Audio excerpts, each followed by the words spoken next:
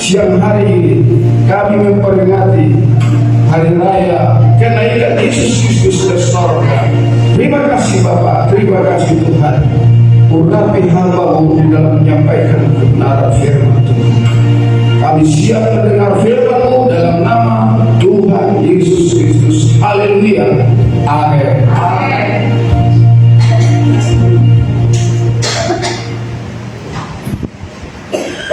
Haleluya. Saudara-saudaraku, kita sangat bersyukur siang hari ini kalau kita masih dapat beribadah kepada Tuhan. Hari ini adalah hari raya kenaikan Yesus ke surga, yang memperingati hari kenaikan Yesus ke surga. Baik, saudara, kita buka Alkitab kita dalam Kisah Rasul pasal 1 ayat, kita baca ayat 6 mulai sampai ayat 11. Kisah Para Rasul pasal 1 ayat 6 sampai 11. Kita bergantian ya.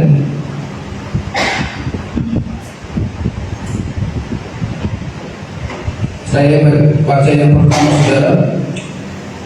Yesus terangkat ke surga. Maka bertanyalah mereka yang berkumpul di situ, Tuhan, maukah Engkau pada masa ini memulihkan kerajaan bagi Israel? Jawabnya, Engkau tidak perlu mengetahui masa depan yang ditetapkan Bapa sendiri menurut kuasanya. Tetapi kamu akan menerima kuasa kalau Roh Kudus turun ke atas kamu, dan kamu akan menjadi saksiku di Yerusalem dan di seluruh Yudea dan Samaria dan sampai ke ujung bumi.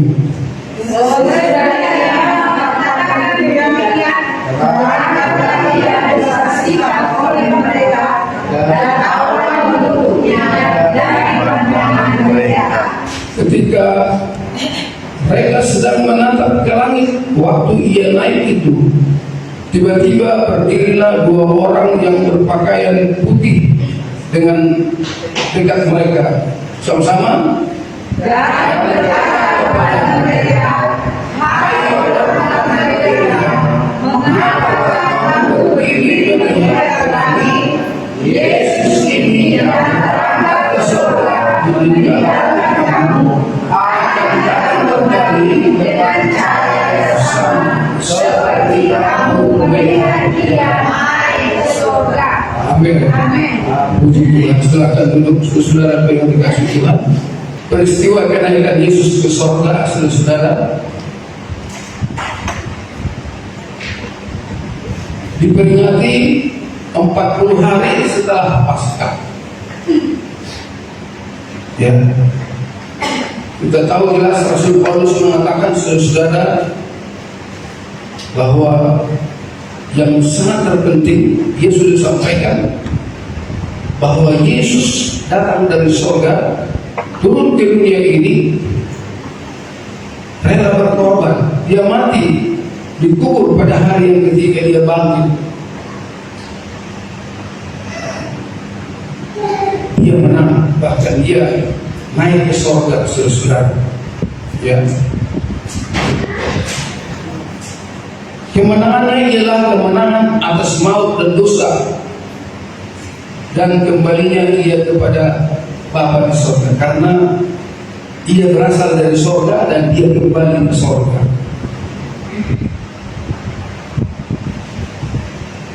Berbeda dengan orang-orang yang ada, yang kita tahu di dalam dunia ini, setiap orang, baik raja-raja, baik orang yang berpangkat, orang biasa atau orang kaya, ya kalau mati saja. Nanti ada perhukuman di akhir zaman, saudara. Ya, Yesus ini dari surga. Dia mati, dia bangkit, dia kembali ke surga di rumah Bapaknya, saudara. Ya. Peristiwa kenaikan Yesus ke surga, saudara, kita akan lihat di sini Apa makna kematian Yesus naik ke surga? Apa makna kenaikan Yesus ke surga? Yang pertama-tama kita lihat saudara, makna kenaikan Yesus ke surga, Dia menyediakan tempat di surga bagi orang percaya, bagi saudara dan saya kalau kita percaya. Amin. Itu terdapat di dalam Yohanes 14 yang sering kita dengar. Yohanes 14 ayat 2, di rumah Bapakku banyak tempat tinggal. Jika tidak demikian, tentu aku mengatakannya kepadamu, sebab aku pergi ke situ untuk menyediakan tempat bagimu. Amin. Amin. Jadi Yesus pergi ke surga menyediakan tempat bagi kita yang percaya kepadanya. Ada hal yang kita lihat di sini saudara-saudara. Di dalam Kisah 1 ayat 6 itu, coba ditayangkan lagi Kisah Para Rasul 1 ayat 6. Yesus sudah mengakhiri pekerjaannya di dunia ini. Dia akan kembali kepada Bapaknya. Tetapi murid-murid yang selama ini bersama dengan Yesus belum tahu, belum mengerti rencana Tuhan. Apa visi-misi daripada Tuhan Yesus ke dalam dunia ini. Yesus diutus Bapaknya ke dalam dunia untuk menyelamatkan orang-orang berdosa yang mau percaya kepadanya.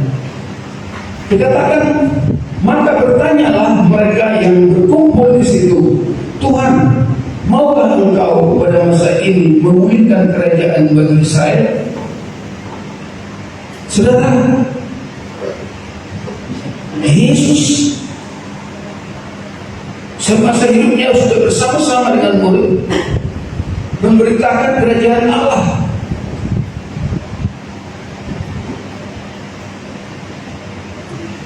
Tetapi murid-murid tidak mengerti, tidak percaya, saudara. Selalu memikirkan hal-hal duniawi.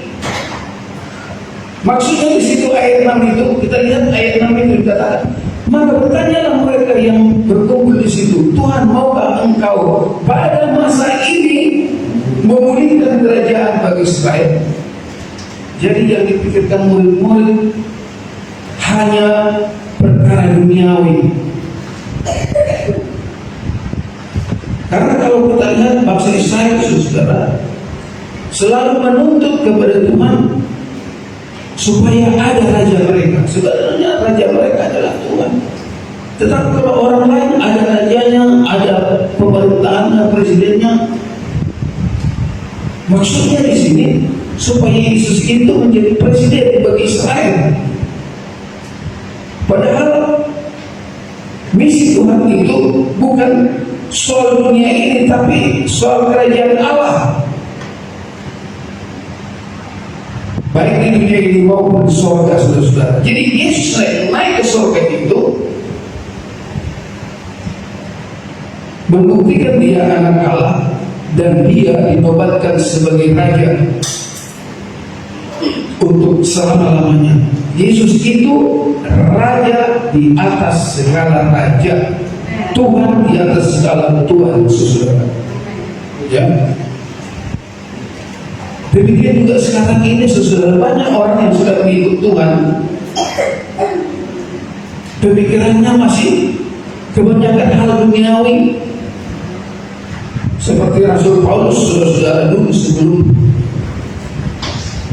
menerima Yesus sebagai Tuhan dan Juru Selamatnya, yang dipikirkan karena dia ahli Taurat, saudara, tahu firman tapi tidak tahu melakukan. Rasul Paulus itu orang hebat. Bahkan sebelum dia terima Yesus, dia penganiaya murid-murid Tuhan. Dia bangga bahwa dia dapat surat kuasa dari pemerintah untuk menutup gereja, untuk memenjarakan orang-orang percaya, saudara. Bahkan adat istiadat Yahudi Demikian juga sekarang ini saudara-saudara, ada masih orang masih terikat di dalam hal-hal duniawi, baik termasuk ada istiadat. Ada orang terhambat datang beribadah kepada Tuhan oleh karena ada istiadat. Bahkan ada orang yang ingin menjadi ketua adat, saudara. Ya. Artinya ingin masih berkuasa di dunia ini, tetapi Tuhan Yesus sudah selesai misinya dalam dunia ini. Dia akan naik ke sorga kembali kepada Bapaknya. Nanti di sorga Tuhan akan meneruskan pekerjaannya, saudara. Tapi di dunia ini sudah selesai. Ya. Tadi saya katakan makna yang pertama, saudara. Yesus naik ke sorga menyediakan tempat di sorga bagi saudara dan saya yang percaya kepada. Karena firman Tuhan katakan satu kali kelak manusia akan mati dan akan dihakimi.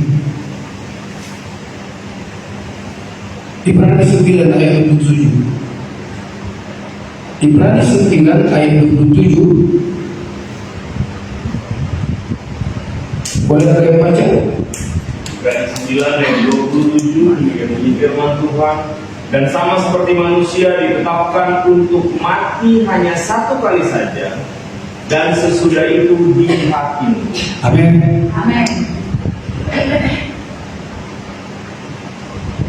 Dikatakan saudara, dan sama seperti manusia ditetapkan untuk mati hanya satu kali saja, dan sesudah itu dihakimi.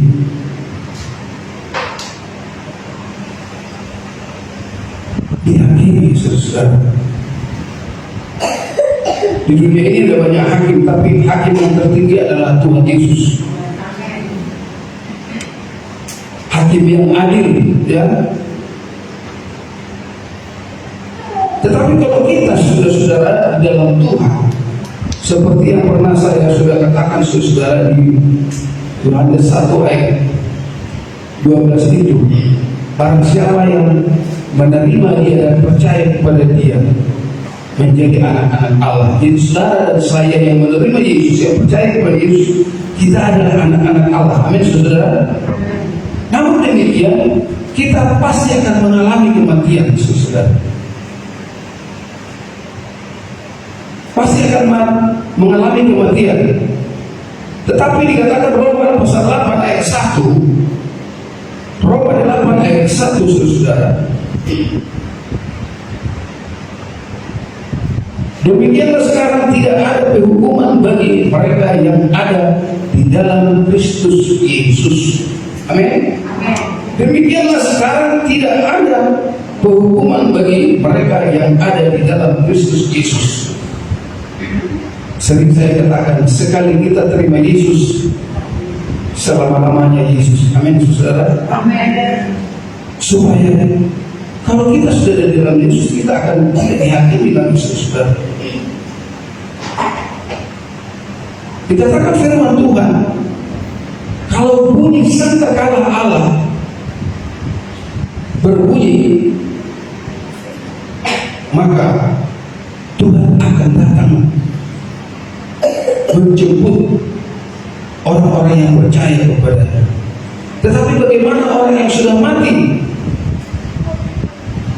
Coba kita lihat 1 Tesalonika 4 ayat 14 sampai 15.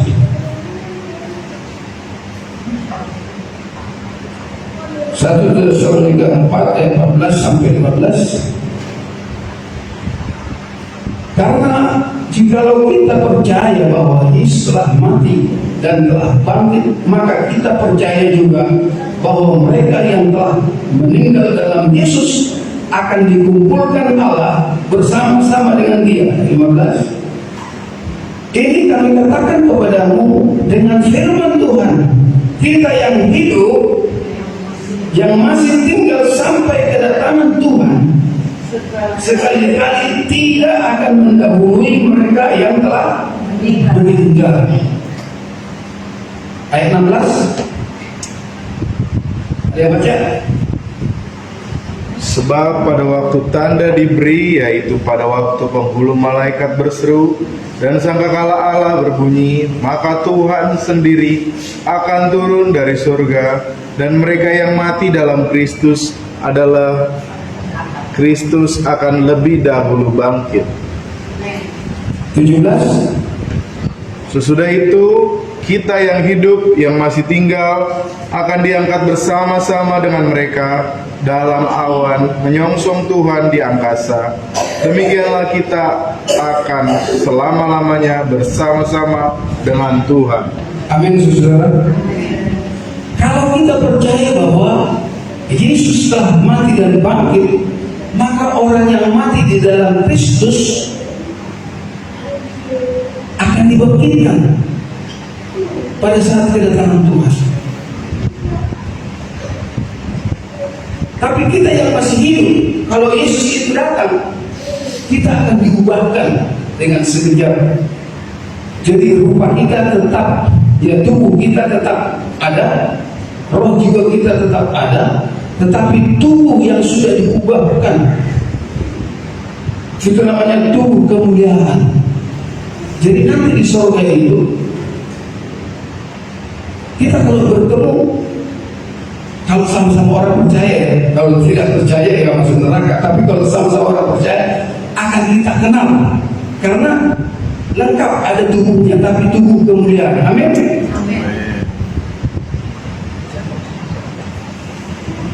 Kita yang masih hidup akan diubah, ya. Tetapi yang mati itu bagaimana? Yang mati itu sementara Yesus masih di surga sekarang, saudara-saudara kita, orang tua kita, nenek-nenek kita yang mati itu, kalau mereka percaya kepada Tuhan, mereka sedang beristirahat. Ya, coba lihat Wahyu 14 ayat 13.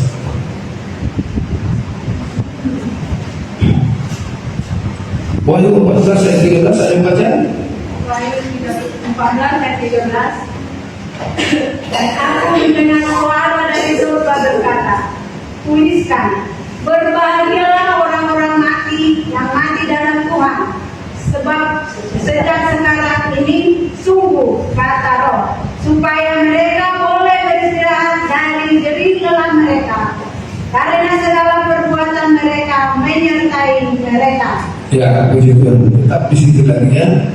Supaya mereka boleh beristirahat dari jerih lelah mereka, karena segala perbuatan mereka menyertai mereka. Amin. Amin. Jadi orang yang meninggal itu sekarang sedang beristirahat.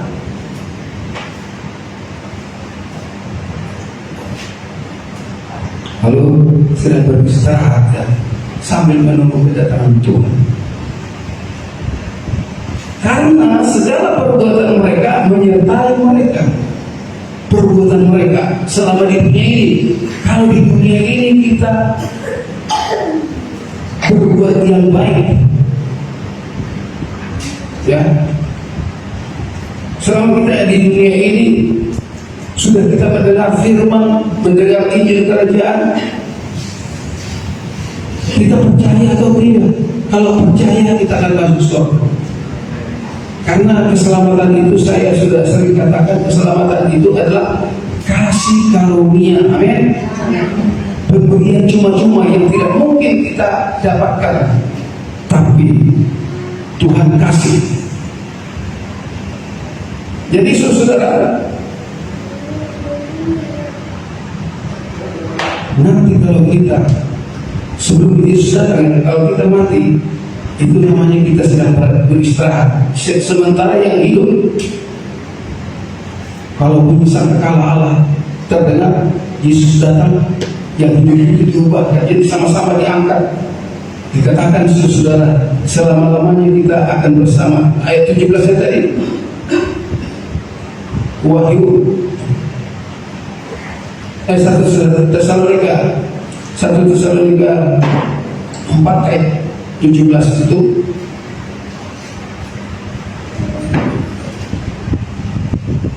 Sesudah itu kita yang hidup, yang masih tinggal akan diangkat bersama-sama dengan mereka dalam awan menyongsong Tuhan di angkasa. Demikianlah kita akan selama-lamanya bersama-sama dengan Tuhan. Di mana? Di sorga. Jadi saudara, jadi sekarang kita punya pengharapan rumah kita ada di sorga. Amin. Biarlah kita tetap setia mengikut Tuhan. Hidup kita selalu dekat dengan Tuhan, hidup di dalam kekudusan, saudara. Kalau kita sudah percaya kepada Yesus, jangan sampai kita tinggalkan Yesus, karena nanti kita akan masuk hukuman kekal, yaitu api neraka, saudara. Makna yang kedua, apa artinya Yesus naik ke surga? Yang kedua, supaya Roh Kudus dicurahkan. Amin. Karena Yesus berkata, aku pergi meninggalkan kamu, kamu tidak yakin piatu, tetapi aku akan mengutus Rohku kepadamu. Amin, saudara. Amin. Ya. Supaya Roh Kudus dicurahkan. Apa peranan Roh Kudus bagi kita? Roh Kudus itu membuat kita lahir baru, saudara. Coba kita lihat Yohanes 3 ayat 3 sampai 5. Kita harus lahir baru, saudara. Ya. Puji Tuhan. Ada yang baca, saudara? Yohanes 3 ayat 3 sampai 5 begini firman Tuhan. Yesus menjawab katanya, aku berkata kepadamu, sesungguhnya jika seorang tidak dilahirkan kembali, ia tidak dapat melihat kerajaan Allah. Ya. Kata Nikodemus kepadanya, bagaimanakah mungkin seorang dilahirkan kalau ia sudah tua? Dapatkah ia masuk kembali ke dalam rahim ibunya dan dilahirkan lagi? Ayat 5. Jawab Yesus, aku berkata kepadamu, sesungguhnya jika seorang tidak dilahirkan dari air dan roh, ia tidak dapat masuk ke dalam kerajaan Allah. Amin. Amin. Roh Kudus itu memberikan kepada kita kelahiran baru, saudara. Kelahiran baru. Karena dikatakan, saudara, jawab Yesus, aku berkata kepadamu, sesungguhnya jika seorang tidak dilahirkan dari air dan roh, ia tidak akan dapat masuk ke dalam kerajaan Allah. Artinya di sini dari air, dilahirkan dari air dan roh. Artinya dari air itu kita dibaptis dalam air dan roh. Seperti siapa tadi Nikodemus itu bertanya kepada Yesus, bagaimana lagi lahir baru? Ayat tempatnya. Kata Nikodemus kepadanya, bagaimanakah mungkin seorang dilahirkan kalau ia sudah tua? Dapatkah ia masuk kembali ke dalam rahim ibunya dan dilahirkan lagi? Dia tidak mengerti firman Tuhan Nikodemus itu. Artinya yang lahir dari daging ya daging. Kita ini lahir dari rahim ibu kita, ini daging. Tetapi untuk masuk kerajaan Allah, kita harus dilahirkan kembali oleh roh. Amin, saudara. Karena Roh Kudus membebaskan kita dari segala ikatan dosa. Roma 8 ayat 2. Roma 8 ayat 2. Ada yang baca? Roma 8 ayat 2 demikian firman Tuhan. Roh yang memberi hidup telah memerdekakan kamu dalam Kristus dari hukum dosa dan hukum maut. Amin. Amin. Roh yang memberi hidup telah memerdekakan kamu dalam Kristus dari hukuman dosa dan hukuman maut. Memerdekakan, saudara, ya. Roh Kudus itu memerdekakan atau membebaskan kita dari ikatan dosa. Saudara dan saya masih banyak terikat dengan keadaan dunia ini, ya. Ada orang terikat dengan judi, ada orang terikat dengan rokok, ada orang terikat hal-hal duniawi, ya, percabulan, berzina, yang namanya dosa, penyembahan berhala.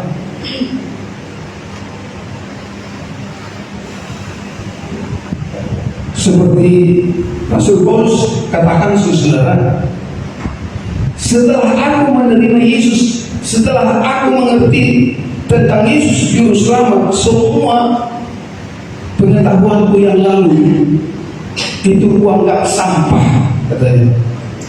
Kehebatannya, populernya saudara, dianggap sampah itu semua. Sekarang yang menjadi pusat penyembahannya adalah Yesus. Dia rela menderita untuk memberitakan kerajaan Allah. Dia berkeliling di dunia ini memberitakan kerajaan Allah, bahwa Yesus adalah Tuhan. Tapi ada orang karena keterikatan, saudara saya tidak tahu saudara terikat dengan dosa apa. Kalau Ibu Gembala sering katakan terikat dengan dosa Asia, kesayangan. Apa kira-kira kesayangan saudara yang tidak berkenan kepada Tuhan, tetapi masih kita terikat di dalamnya? Kita tidak bisa melepaskan saudara dengan kekuatan kita. Harus dikerjakan oleh Roh Kudus. Amin. Roh Kudus yang dapat membebaskan kita dari segala ikatan itu. Ikatan itu biasanya kecil, saudara, ya. Seperti ada cerita saudara, orang yang suka mabuk-mabuk, dia mau menyeberang, sudah malam, dia naik perahu. Sampai di seberang, dia ikat perahunya, ditambatkan, diikat dengan tali yang kecil. Waktu dia pulang, karena dia sudah mabuk, pemikirannya tidak seperti biasa lagi, saudara. Dia masuk ke dalam perahu, dia ambil dayungnya, dia dayung sampai terbit matahari pagi. Dia tidak ke seberang, dia masih ada di tempat. Kenapa, saudara? Karena perahunya terikat. Jangan sampai kita nanti kedatangan Yesus, kita tidak masuk surga karena ada satu keterikatan dosa di dalam kehidupan kita. Kita tidak bisa membukanya, tetapi dengan pertolongan Roh Kudus. Amin. Dan berikutnya, saudara, apa peranan Roh Kudus bagi kita? Yaitu memampukan kita memiliki karakter Yesus. Memampukan kita memiliki karakter Yesus. Karakter Yesus itu apa? Simpelnya kita lihat, saudara, Galatia 5 ayat 22 sampai 23. Itu adalah karakter Yesus. Kalau karakter Yesus kita miliki, maka kita benar-benar anak Allah, saudara. Galatia 5 ayat 22 sampai 23. Ya, ada yang mana? Galatia 5 ayat 22 sampai 23. Tetapi buatlah ya kasih, sukacita, terus damai sejahtera, ya, kesabaran, kemurahan, kebaikan, kesetiaan, terus kelemah lembutan, penguasaan diri. Tidak ada hukum yang menentang hal-hal itu. 24.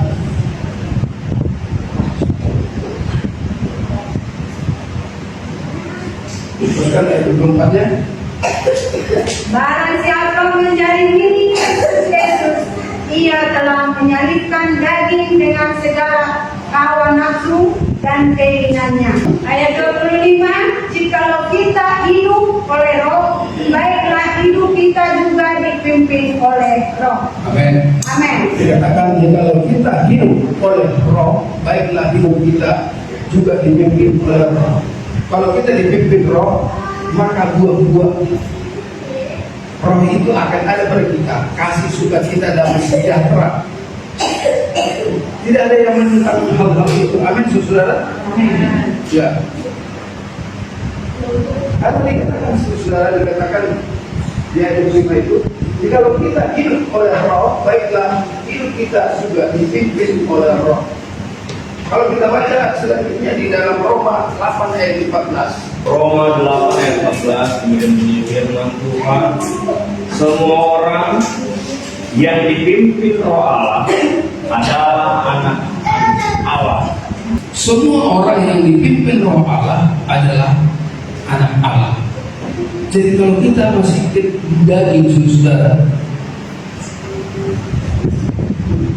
karakter manusia itu apa? Sebaliknya, saudara, Galatia 5 tadi, Galatia 5 ayat 19 sampai 21, itu karakter manusia. Galatia 5 ayat 19 sampai 21. Galatia 5 ayat 19 sampai 21. Perbuatan daging telah nyata, yaitu percabulan, kecemaran, hawa nafsu, penyembahan berhala, sihir, perseteruan, perselisihan, iri hati, amarah, kepentingan diri sendiri, percideraan, roh pemecah, kedengkian, kemabukan, pesta pora dan sebagainya. Terhadap semuanya itu, ku peringatkan kamu, seperti yang telah kubuat dahulu, bahwa barang siapa melakukan hal-hal yang demikian, ia tidak akan mendapat bagian dalam kerajaan Allah. Tidak akan mendapat bagian dalam kerajaan Allah. Jadi kita harus memiliki karakter seperti karakter Yesus. yaitu kasih, sukacita, dan sejahtera, kesabaran, kemurahan, dan selanjutnya, saudara, ya. Puji Tuhan, saudara. Berikutnya, saudara, apa peranan Roh Kudus bagi kita? Memampukan kita bersaksi. Memampukan kita bersaksi. Kita tidak bisa menjadi saksi kalau tidak dipimpin oleh Roh. Kembali kita lihat Kisah Rasul pasal 1 ayat 8 itu, ya. Kisah para Rasul 1 ayat 8 yang kita baca tadi, saudara. Tetapi kamu akan menerima kuasa kalau Roh Kudus turun di atas kamu, dan kamu akan menjadi saksiku di Yerusalem dan di seluruh Yudea dan Samaria dan sampai ke ujung bumi. Tetapi kamu akan menerima kuasa kalau Roh Kudus turun di atas kamu. Selesai kita memperingati hari kenaikan, kita akan memperingati pencurahan Roh Kudus, saudara. Pencurahan Roh Kudus itu sudah digenapi. Kisah Rasul pasal 2. Roh Kudus itu memampukan kita bersaksi. Roma 8 ayat 16. Kita bersaksi tentang kebaikan Tuhan. Dia mati, dia dikubur pada hari yang ketiga, dia bangkit dan naik ke surga. Kita harus beritakan, saudara, kita harus saksikan. Roh itu bersaksi bersama-sama dengan roh kita bahwa kita adalah anak-anak Allah. Jadi dikatakan roh itu bersaksi. Jadi bukan karena kita. Amin. Di gereja-gereja lain, saudara, besar atau kecil gerejanya, ada misi yang diutus keluar, ataupun oleh dorongan Roh Kudus dari jemaat itu pergi keluar memberitakan kerajaan Allah.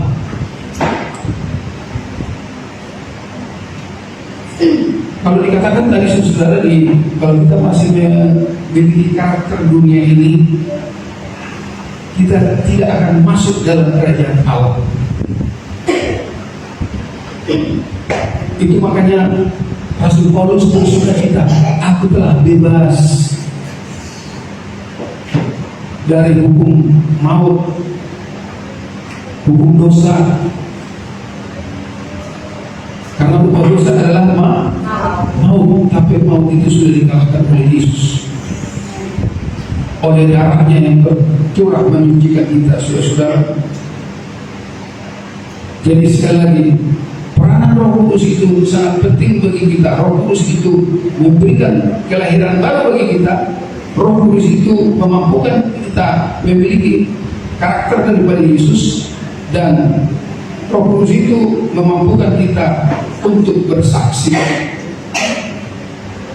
menyaksikan kebaikan-kebaikan. Kalau kita dapat bersaksi, baik di gereja, baik di luar, itu bukti iblis sudah dikalahkan. Amin. Kita menang bersama dengan Yesus. Yang terakhir, saudara-saudara, makna Yesus naik ke surga apa? Yang terakhir, Yesus berjanji akan datang kembali, ya. Seperti kita lihat di Kisah Rasul pasal 1. Kisah Rasul pasal 1 ayat 11 itu. Dan berkata kepada mereka, hai orang-orang Galilea, mengapakah kamu berdiri melihat ke langit? Yesus ini yang terangkat ke surga, meninggalkan kamu, akan datang kembali dengan cara yang sama seperti kamu melihat dia naik ke surga. Jadi kalau orang-orang Galilea itu melihat Yesus naik ke surga dan menatap sampai tidak kelihatan lagi, saudara, maka malaikat menjelaskan, mengapa kamu melihat Yesus yang naik terangkat ke surga? Dia akan kembali seperti kamu melihat dia naik ke surga. Jadi kita yang masih hidup nanti kita akan melihat kedatangan Yesus itu. Tapi kalau yang sudah mati, mereka lagi beristirahat, nanti akan dibangkitkan pada saat bunyi sangkakala berbunyi, saudara. Kembali kita baca, saudara, di dalam Yohanes 14 ayat 3. Yesus berjanji akan datang kembali. Ada yang baca, saudara? Yohanes 14 ayat 3. Di rumah Bapakku banyak tempat tinggal. Jika tidak demikian, tentu aku mengatakannya kepadamu. Sebab aku pergi ke situ untuk menyediakan tempat bagimu. Ayat 3. Dan apabila aku telah pergi ke situ dan telah menyediakan tempat bagimu, aku akan datang kembali terus dan membawa kamu ke tempatku. Supaya di tempat di mana aku berada, kamu pun berada. Supaya di tempat di mana aku berada, kamu pun berada. Amin. Inilah yang menjadi kerinduan kita sebagai orang-orang yang percaya kepada Tuhan, saudara, ya. Dan apabila aku telah pergi situ dan telah menyediakan tempat bagimu, aku akan datang kembali dan membawa kamu ke tempatku, supaya di tempat di mana aku berada, kamu pun berada selama-lamanya bersama dengan Tuhan di dalam surga. Amin. Saudara, sebelum Yesus naik ke surga, dia menampakkan diri kepada murid-murid itu. Dia mengangkat tangan, memberkati. Sementara dia memberkati, dia terangkat naik ke surga. Kita lihat Lukas 24 ayat 50 sampai 52. Lukas 24 ayat 50 sampai 52.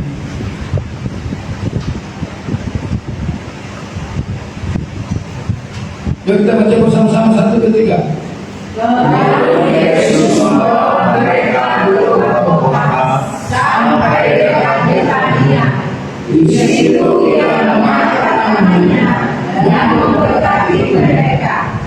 Dan ketika dia sedang memberkati mereka, dia berpisah dari mereka dan berangkat ke surga. 52. Mereka sujud menyembah kepadanya, lalu mereka pulang ke Yerusalem dengan sangat bersuka cita. Amin, saudara. Amin. Haleluya. Murid-murid itu berkata sepertinya berpisah dari Tuhan.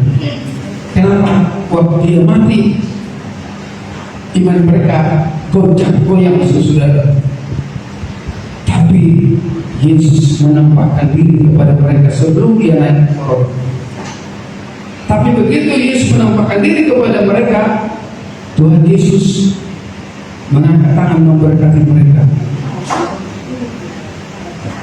Lalu Yesus terangkat ke surga dan murid-murid itu pun pulang ke Yerusalem dengan sangat bersukacita. Amin. Amin. Jadi saudara, kita pun sekarang ini harus ikut bersukacita bahwa Yesus kita naik ke surga, menyiapkan tempat bagi saudara dan saya. Yesus naik ke surga, mencurahkan rohnya, karena roh itu menolong kita untuk melakukan firman Tuhan. Dan yang ketiga, bahwa Yesus naik ke surga itu tempat bagi kita dan Dia berjanji akan datang kembali. Selama kita ada di dalam dunia ini, selama kita menjadi saksi Kristus, Yesus berkata, aku menyertai kamu sampai kepada kesudahan Allah. Puji Tuhan saudara, sebentar kita akan masuk dalam perjamuan. Saya undang pelayan perjamuan Tuhan datang ke depan. Kita berdoa dulu. Terima kasih Bapa di surga, terima kasih Tuhan Yesus. Kami sangat bersyukur dan terima kasih kepada Tuhan. Pada siang hari ini kami boleh memperingati hari kenaikan Yesus ke surga. Kami tahu Tuhan, makna kenaikan Yesus ke surga menjadikan tempat bagi kami orang-orang yang percaya kepada-Mu. Terima kasih Tuhan, terima kasih. Dan Yesus naik ke surga untuk mencurahkan Roh Kudus bagi kami, untuk menemani kami, untuk menolong kami, untuk memampukan kami bersaksi Tuhan. Haleluya. Dan Roh itu melahirkan kami lahir baru di dalam Yesus. Biarlah kami senantiasa dipenuhi oleh Roh Tuhan. Dan yang ketiga, kami tahu Yesus naik ke surga, menyiapkan tempat dan akan kembali menjemput kami, supaya di mana Yesus berada kami pun berada di sana. Terima kasih Tuhan, inilah suatu pengharapan yang sungguh dahsyat dan luar biasa yang Kau sampaikan kepada kami lewat firman-Mu. Memberikan firman-Mu dengan hati Tuhan. Sebentar kami akan menerima perjamuan Tuhan. Suci kuduskan hati dan pikiran kami. Layakkan kami menerima perjamuan ini Tuhan. Kami boleh mengalami kuasa perjamuan itu. Yang lemah dibuat, yang susah dihiburkan, yang sakit disembuhkan oleh kuasa Tuhan. Terima kasih Tuhan, berkati kami hamba-hamba-Mu yang akan melayani perjamuan itu. Dalam nama Yesus kami terima tubuh dan darah-Mu. Kami akan makan dan minum menjadi satu dengan tubuh dan darah kami, manunggal dengan tubuh dan darah kami. Dalam nama Yesus kami berdoa dan mengucap syukur. Haleluya. Amin.